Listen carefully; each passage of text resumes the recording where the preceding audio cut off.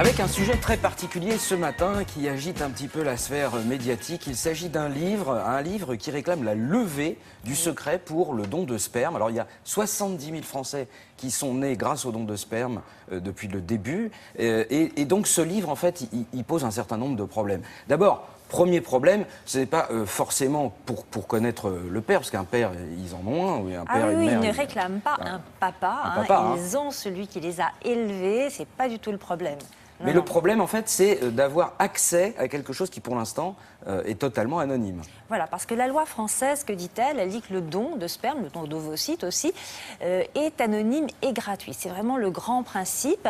Mais depuis les années 2000, ces enfants, ces 70 000 enfants, pour certains, d'abord, ils ne connaissent pas leur histoire, mais d'autres ont su comment ils avaient été conçus. Et certains d'entre eux, qui connaissent cette vérité, eh bien, sont montés au créneau dans les années 2000. Pourquoi? Parce qu'ils ont grandi et ils ont Je crois savoir que même un de ces enfants est devenu avocat, et donc avocat de la cause. Exactement. Et donc ces enfants ont réclamé le droit à connaître leurs origines parce qu'ils éprouvent une souffrance de ne pas connaître une partie de leur histoire. Il y a une sorte de trou dans leur histoire et ils disent, voilà, à la majorité, ça serait bien de pouvoir, si on le désire, avoir des renseignements sur le géniteur, celui qui a donné le sperme. Et vous l'avez dit, il y a une femme qui est née par don de sperme, qui aujourd'hui est devenue avocat. Alors elle a écrit un livre dans lequel, alors le but de ce livre, ce n'est pas de parler de sa souffrance, d'avoir une part d'inconnu en elle, ni de celle de son mari qui est né aussi par don de sperme.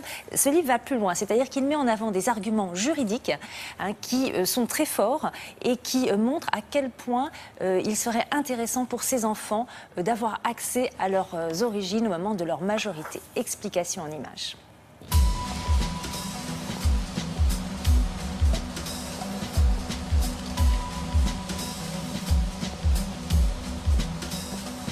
Il est important de permettre aux personnes qui sont issues d'un donneur de sperme de savoir qui est ce donneur, à leur majorité, si elles le souhaitent, notamment pour éviter le risque de santé publique qui existe aujourd'hui, puisque les personnes issues d'un don de sperme ne connaissent pas une partie de leurs antécédents médicaux. C'est mon cas, et notamment, je ne sais pas si dans la famille de mon géniteur, il y avait du diabète. Étant enceinte, c'est une question qu'on me pose régulièrement. Je ne peux pas répondre à cette question et donc je ne peux pas bénéficier d'un suivi adapté. Et par ailleurs, parce que des donneurs de sperme qui étaient en parfaite santé lorsqu'ils ont donné à l'âge de 18-20 ans ont depuis, par exemple, développé des cancers. Or aujourd'hui, l'anonymat absolu interdit la transmission de ces informations. Donc ça ne permet aucune prévention.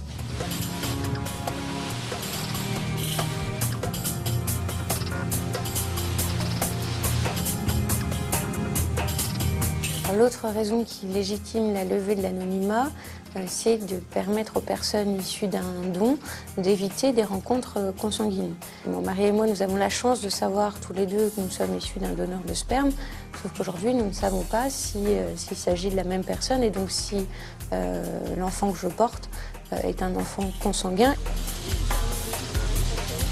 Nous n'avons pas le droit d'avoir la réponse à cette information qui pose un vrai problème pour la santé de l'enfant et puis qui est anxiogène dans le cas d'une grossesse.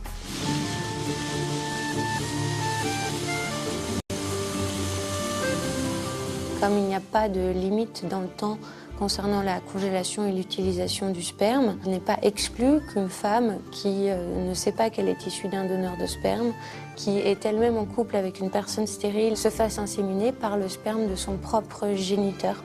C'est scandaleux, et puis d'un point de vue médical, ça peut être dramatique également.